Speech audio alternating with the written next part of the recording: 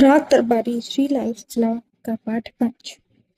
पुनर्जन्म के सिद्धांत की इजाद दीवानी की अदालतों में हुई है, ताकि वादी और प्रतिवादी इस अफसोस को लेकर ना मरे कि उनका मुकदमा अधूरा ही पड़ा रहेगा। इसके सहारे वे सोचते हुए चैन से मर सकते हैं कि मुकदमे का फैसला सुनने के लिए अभी अगला जन्म तो पड़ा ही है। वैद्य जी की बैठक के बाहर चबूतरे पर जो आदमी इस समय बैठा था, उसने लगभग 7 साल पहले दीवानी का एक मुकदमा दायर किया था। इसीलिए स्वाभाविक था कि वह अपनी बात में पुनर्जन्म के पाप, भाग्य, भगवान, अगले जन्म के कार्यक्रम आदि का नियमित रूप से हवाला देता। उसको लोग लंगड़ कहते थे। माथे पर कबीरपंथी तिलक, गले में तुलसी की कंठी आदि पानी झोला हुआ दड़ियाल चेहरा, दुबली पतली देह, मिजई पहने हुए, एक पैर घुटने के पास से कटा था, जिसकी कमी एक लाठी से पूरी की गई थी।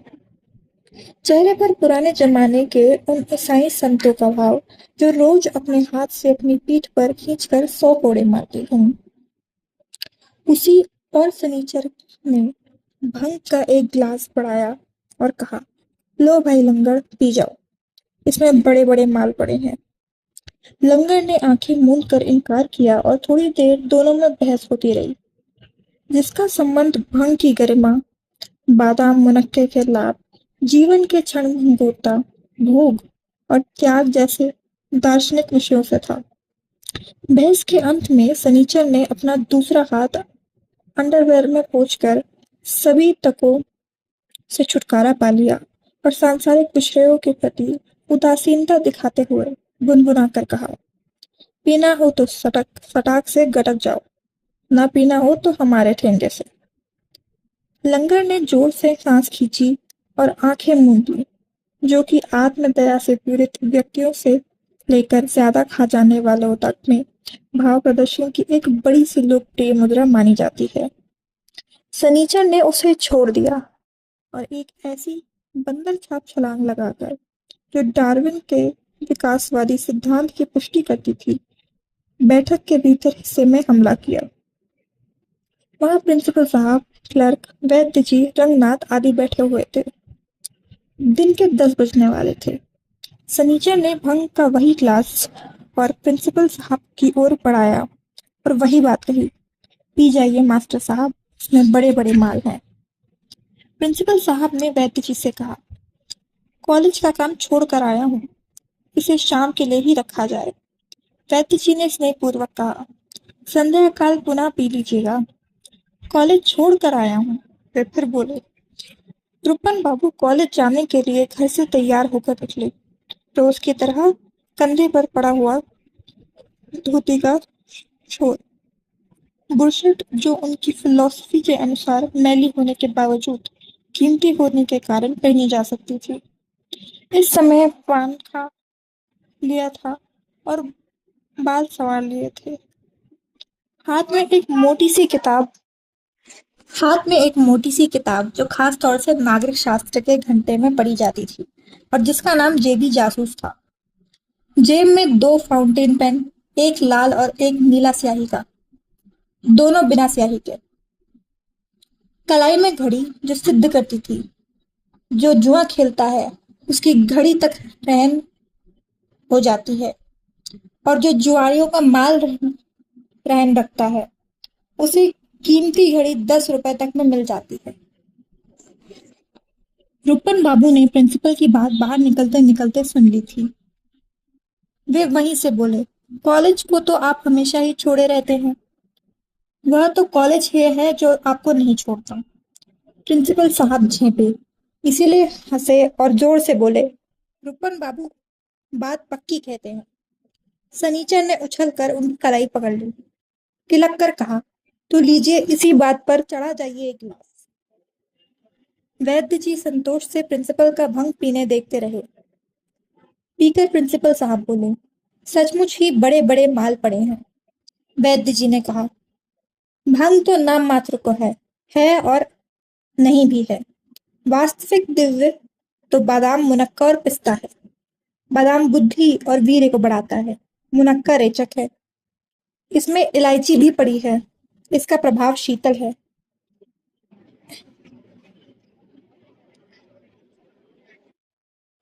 मैं तो इसी पेय का एक छोटा सा प्रयोग रंगनाथ पर भी कर रहा हूँ। प्रिंसिपल साहब ने गर्दन उठाकर कुछ पूछना चाहा, पर वे पहले ही कह चले। इन्हें कुछ दिन हुए ज्वर रहने लगा था। शक्ति क्षीण हो चली थी, इसीलिए मैंने इन्हें यहाँ बुला लिया है। इनके लिए नित्य का एक कार्यक्रम बना दिया है। पौष्टिक द्रव्यों में बादाम का सेवन भी है। 2 पत्ती भंग की भी। देखना है 6 मास के पश्चात जब ये यहाँ से जाएंगे तो क्या होकर जाते हैं। कॉलेज के क्लर्क ने कहा, छछुंदर जैसे आए थे, गेंडा बनकर जाएंगे। देख लेना चाचा। जब भी क्लर्क वैद्य जी को चाचा कहता था, प्रिंसिपल साहब को अफसोस होता था कि वे उन्हें अपना बाप नहीं कह पाते। उनका चेहरा उदास हो गया। वे सामने पड़ी हुई फाइलें उलटने लगे। जब तक तब तक लंगड़ दरवाजे पर आ गया। शास्त्रों में शूद्रों के लिए जिस आचरण का विधान है, उसके अनुसार चौखट पर मुर्गी बनकर उसने वैद्य जी को प्रणाम किया। इससे प्रकट हुआ कि हमारे यहाँ आज भी शास्त्र सर्वोपरि है और जाति प्रथा मिटाने की सारी कोशिशें अगर फरेब नहीं तो रोमांटिक कार्रवाई है। लंगड़ ने भीख जैसी मांगते हुए कहा, तो जाता हूँ बापू। वैद्य जी ने कहा, जाओ भाई, तुम धर्म की लड़ाई लड़ रहे हो, लड़ते रहो, उसमें मैं क्या सहायता कर सकता हूँ। लंगड़ ने स्वाभाविक ढंग से कहा, ठीक है बापू, ऐसी लड़ाई में तुम क्या करोगे। जब कोई सिफारिश विवारिश की बात होगी तब आकर तुम्हारी चौखट पर सिर रगड़ूंगा। जमीन तक झुककर उसने फिर से प्रणाम किया और एक पैर पर लाठी के सहारे झूलता हुआ चला गया। वैद्य जी जोर से हंसे, बोले, इसकी भी बुद्धि बालिकों सी है। वे बहुत कम हंसते थे। रंगनाथ ने चौंक कर देखा। हंसते ही वैद्य जी का चेहरा मुलायम हो गया। नेतागिरी की जगह भलमनसाहत ने ले ली। एक आचारवान महापुरुष की जगह वे बदचलन जैसे दिखने लगे। रंगनाथ ने पूछा, यह लड़ाई कैसी लड़ रहा है। प्रिंसिपल साहब सामने फैली हुई फाइलों और चेकबुकों, जिनकी आड़ में वे कभी कभी यहाँ सवेरे सवेरे भंग पीने के लिए आते थे, समेटने लगे थे। हाथ रोककर बोले, इसे तहसील के एक दस्तावेज की नकल लेनी है। इसने कसम खाई है कि मैं रिश्वत न दूंगा और कायदे से ही नकल लूंगा। उधर नकल बाबू ने कसम खाई है कि मैं रिश्वत ना लूंगा और कायदे से ही नकल दूंगा। इसी की लड़ाई चल रही है। रंगनाथ ने इतिहास में एमए किया था और ना जाने कितनी लड़ाइयों के कारण पड़े थे। सिकंदर ने भारत पर कब्जा करने के लिए आक्रमण किया था। पुरु ने उसका कब्जा ना हो पाए इसलिए प्रतिरोध किया था। इसी कारण लड़ाई हुई। अलाउद्दीन ने कहा था कि मैं पद्मिनी को लूंगा। राणा ने कहा कि मैं पद्मिनी को नहीं दूंगा, इसीलिए लड़ाई हुई। सभी लड़ाइयों की जड़ में यही बात थी। एक पक्ष कहता लूंगा, दूसरा कहता था नहीं दूंगा। इसी पर लड़ाई होती थी। पर यहाँ लंगड़ कहता था धर्म से नकल लूंगा, बाबू कहता था धर्म से नकल दूंगा। फिर भी लड़ाई चल रही थी। रंगनाथ ने प्रिंसिपल साहब से इस ऐतिहासिक विपर्य का मतलब पूछा। उसके जवाब में उन्होंने अवधि में एक कहावत कही जिसका शब्दार्थ था, हाथी आते हैं, घोड़ी जाते हैं, बेचारे ऊंट गोते खाते हैं। क्या बात। यह कहावत शायद किसी जिंदगी अजायब घर पर कही गई थी, पर रंगनाथ इतना तो समझ ही गए कि इशारा किसी सरकारी दफ्तर की लंबाई, चौड़ाई और गहराई की ओर है।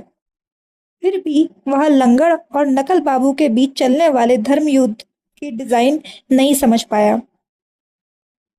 उसने अपना सवाल और स्पष्ट रूप से प्रिंसिपल साहब के सामने पेश किया। उनकी ओर से क्लर्क बोला,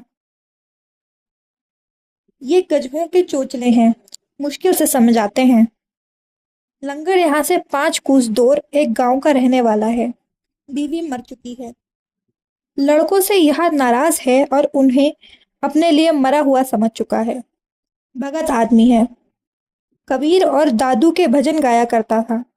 गाते गाते थक गया तो बैठे ठाले एक दीवानी का मुकदमा दायर कर बैठा। मुकदमे के लिए एक पुराने फैसले की नकल चाहिए। उसके लिए पहले तहसील से दरख्वास्त दी थी।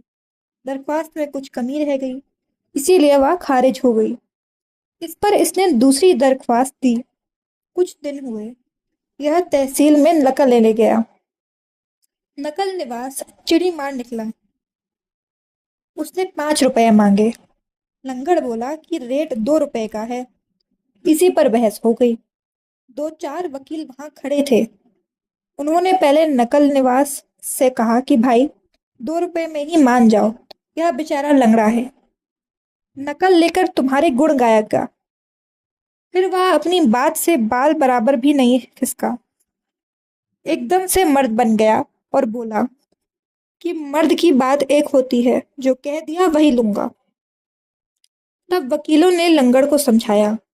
बोले कि नकल बाबू भी घर गृहस्थीदार आदमी है, लड़कियां ब्यानी हैं, इसीलिए रेट बढ़ा दिया है। मान जाओ और 5 रुपए दे दो। पर वह भी ऐठ गया। बोला कि अब यही होता है, तनख्वाह तो दारू कलैया पर खर्च करते हैं और लड़कियां ब्याहने के लिए घूस लेते हैं। नकल बाबू बिगड़ गया। गुर्रा कर बोला कि जाओ, हम इसी बात पर घूस नहीं लेंगे, जो कुछ करना होगा कायदे में करेंगे। वकीलों ने बहुत समझाया कि ऐसी बात ना करो, लंगड़ भगत आदमी है, उसकी बात का बुरा ना मानो। पर उसका गुस्सा एक बार चढ़ा तो फिर नहीं उतरा। सच तो यह है कि रंगनाथ बाबू की लंगड़ ने गलत नहीं कहा था। इस देश में लड़कियां ब्याना भी चोरी करने का बहाना हो गया है। एक रिश्वत लेता है तो दूसरा कहता है कि क्या करे बेचारा, बड़ा खानदान है, लड़कियां ब्यानी है। सारी बदमाशी का तोड़ लड़कियों के ब्याह पर होता है। जो भी हो, लंगड़ और नकल बाबू में बड़ी हिज्जत थी। अच्छा लग रहा ना। अब घूस के मामले में बात बात पर हुज्जत होती थी। पहले सदा काम होता था। पुराने आदमी बात के पक्के होते थे। 1 रुपया टिका दो, दूसरे दिन नकल तैयार। अब नए नए स्कूली के लड़के दफ्तर में घुस जाते हैं और लेन देन का रेट बिगाड़ते हैं। इन्हीं के देखा देखी पुराने आदमी भी मनमानी करते हैं। अब रिश्वत का देना और रिश्वत का लेना दोनों बड़े झंझट के काम हो गए हैं। लंगड़ को भी गुस्सा आ गया। उसने अपनी कंठी छूकर कहा कि जाओ बाबू, तुम कायदे से ही काम करोगे तो हम भी कायदे से ही काम करेंगे। अब तुमको एक कानी कौड़ी ना मिलेगी। हमने दरख्वास्त लगा दी, कभी ना कभी तो नंबर आएगा ही। उसके बाद लंगड़ ने जाकर तहसीलदार को हाल सुनाया। तहसीलदार बहुत हंसा और बोला कि शाबाश लंगड़, तुमने ठीक ही किया। तुम्हें इस लेन देन में पढ़ने की कोई जरूरत नहीं, नंबर आने पर तुम्हें नकल मिल जाएगी। उसने पेशकार से कहा, देखो लंगड़ बेचारा 4 महीने से हैरान है। अब कायदे से काम होना चाहिए, इन्हें कोई परेशान न करे।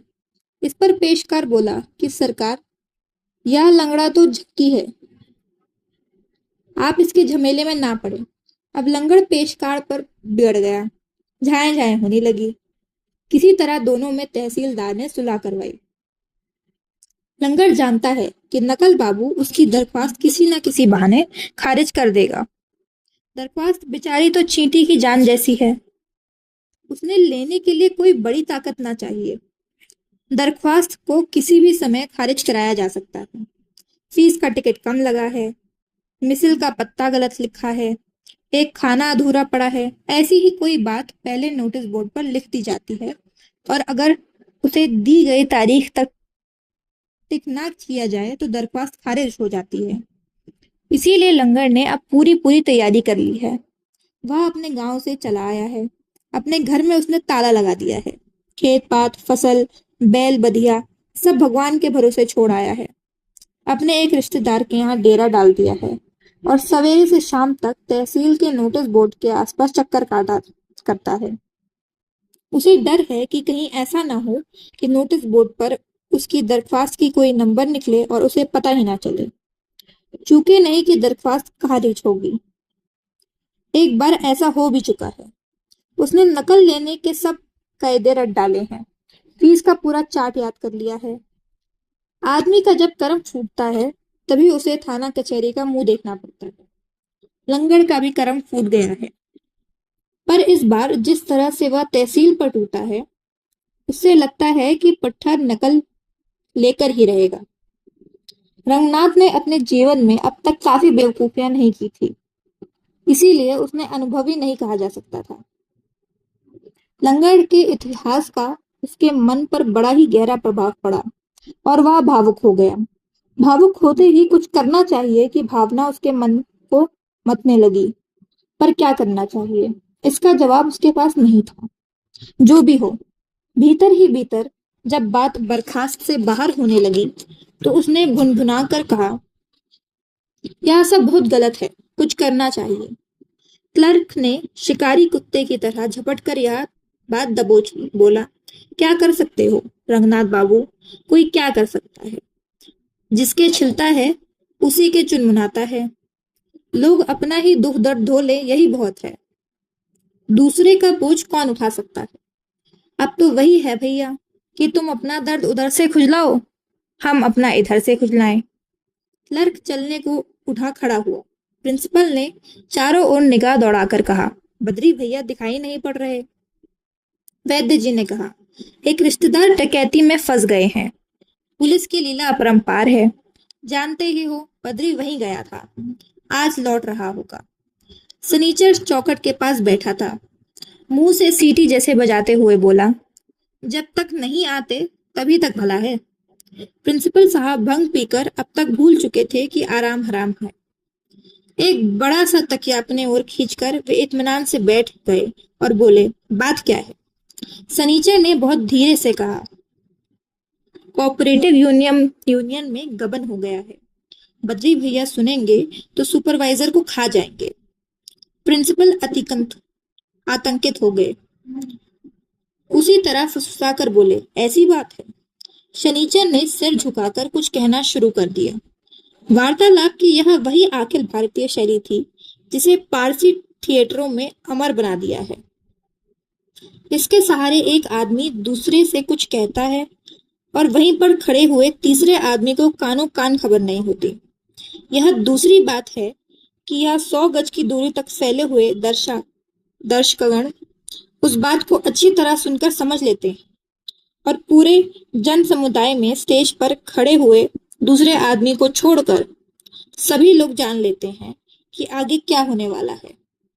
संक्षेप में बात को गुप्त रखने की इस हमारी परंपरागत शैली को अपनाकर सनीचर ने प्रिंसिपल साहब को कुछ बताना शुरू किया, पर वैद्य जी कड़क कर बोले, क्या स्त्रियों की बातें फुसफुस कर रहे हो?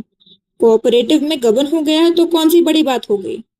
कौन सी यूनियन है जिसमें ऐसा ना हुआ हो?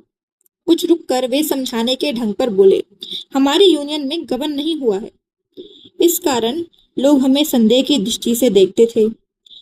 अब तो हम कह सकते हैं कि हम सच्चे आदमी हैं। गबन हुआ है और हमने छिपाया नहीं, जैसा है वैसा हमने बता दिया। सांस खींचकर उन्होंने अपनी बात समाप्त की।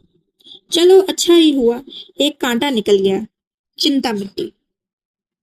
प्रिंसिपल साहब तकिए के सहारे निश्चल बैठे रहे। आखिर में एक ऐसी बात बोले जिसे सब जानते हैं। उन्होंने कहा, लोग आजकल बड़े बेईमान हो गए हैं। यह बात बड़ी ही गुणकारी है, पर हर भला आदमी इसका प्रयोग मल्टीविटामिन टिक्कियों की तरह दिन में 3 बार खाना खाने के बाद कर सकता है। टिक्की है गोली। पर क्लर्क को इसमें कुछ व्यक्तिगत आक्षेप जैसा जान पड़ा। उसने जवाब दिया, आदमी आदमी पर है। अपने कॉलेज में तो आज तक ऐसा नहीं हुआ।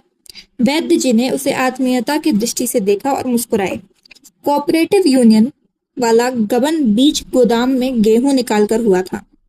उसी की ओर इशारा करते हुए बोले, कॉलेज में गबन कैसे हो सकता है? वहां गेहूं का गोदाम नहीं होता। यह मजाक था। प्रिंसिपल साहब हंसे। एक बार हंसी शुरू हुई तो आगे का काम भंग ने संभाल लिया। वे हंसते ही रहे, पर क्लर्क व्यक्तिगत आक्षेप के संदेह से पीड़ित जान पड़ता था। उसने कहा, पर चाचा, कॉलेज में तो भूसों के सैकड़ों गोदाम है, हर एक के दिमाग में भूसा ही भरा है। इस पर और भी हंसी हुई। सनीचर और रंगनाथ भी हंसे। हंसी की लहर चबूतरे तक पहुंच गई। वहां पर बैठे हुए दो चार गुमनाम आदमी भी अस्फुट भाव से हंसने लगे। क्लर्क ने प्रिंसिपल को आंख से चलने का इशारा करा। यह हमारी गौरवपूर्ण परंपरा है कि असल बात दो चार घंटे की बातचीत के बाद अंत में ही निकलती है। अतः अतः वैद्य जी ने अब प्रिंसिपल साहब से पूछा, और कोई विशेष बात? कुछ नहीं, वही खन्ना वाला मामला है। परसों दर्जे में काला चश्मा लगाकर पड़ा रह गए। मैंने वही खींच कर रख दिया। लड़कों को बहका रहे थे। मैंने कहा, लो पुत्रवर, तुम्हें हम यहीं घसीटकर पिता बनाए देते हैं। प्रिंसिपल साहब ने अपने ऊपर बड़ा संयम दिखाया था, पर यह बात खत्म करते करते अंत में उनके मुंह में फिक फिक जैसा कोई चीज निकल ही गया। वैद्य जी ने गंभीरता से कहा, ऐसा ना करना चाहिए। विरोधी से भी सम्मानपूर्ण व्यवहार करना चाहिए। देखो ना, प्रत्येक बड़े नेता का एक एक विरोधी है। सभी ने स्वेच्छा से अपना अपना विरोधी पकड़ रखा है। यह जनतंत्र का सिद्धांत है। हमारे नेतागण कितनी शालीनता से विरोधियों को झेल रहे हैं। विरोधी गण अपनी बात बकते रहते हैं और नेतागण चुपचाप अपनी चाल चलते रहते हैं। कोई किसी से प्रभावित नहीं होता। यह आदर्श विरोध है। आपको भी यही रुख अपनाना चाहिए। क्लर्क ने राजनीति के इन मौलिक सिद्धांतों का कोई असर नहीं हुआ। वह बोला, इससे कुछ नहीं होता चाचा। खन्ना मास्टर को मैं जानता हूँ। इतिहास में एमए है, पर उन्हें अपने बाप तक का नाम नहीं मालूम।